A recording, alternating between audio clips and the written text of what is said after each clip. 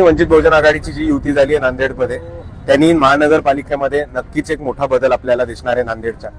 आता ह्या युतीमुळे अख्खं समीकरण नांदेडचं बदलून वंचित आणि काँग्रेस हे पहिल्या क्रमांकावरती आपल्याला सत्ता स्थापन करताना दिसते आणि मग भाजप दुसऱ्या क्रमांकावरती आपल्याला ह्याच्यामुळे ढकलली गेलेली दिसते.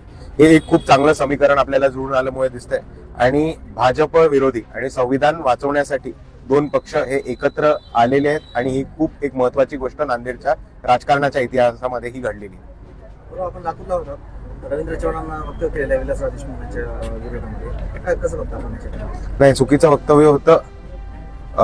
आपण राजकारणामध्ये नेहमीच एक नियम पाळत राहतो की जे आता आपल्यामध्ये नाही राहिले त्यांच्यावरती खालच्या पातळीची टीका कधीच कोणी करत नाही आणि ह्या पातळीचा कोणी सोडू नये आणि हा नियम सगळ्यांनी पाळावा अशी मी विनंती करतो. जनतेला काय आवाहन करणार मतदान आहे काही दिवसावर? काय मी जनतेला एवढंच आवाहन करेन की आपण गेल्या 10 वर्षापासून बघितले काय लूटमार चाललंय.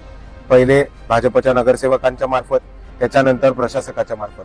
आता जर आपल्याला खऱ्या अर्थाने आपल्या नगरपालिकेचा आणि आपल्या शहराचा विकास करायचा असेल तर आपल्याला बदल घडवणं हे आपल्या हक्कात आहे आणि आपल्या अधिकाराचं पण आहे आणि म्हणून आपल्या मतदानाचा अधिकार वापरून बदल घडवा. जिथे वंचित बहुजन आघाडी आणि काँग्रेसची युती आहे तिथे वंचित बहुजन आघाडी आणि काँग्रेसच्या युतीला, आणि जिथे युती नाही तिकडे वंचित बहुजन आघाडीला जास्तीत जास्त मतांनी विजयी करून द्या अशी मी सर्व लोकांना विनंती करतो.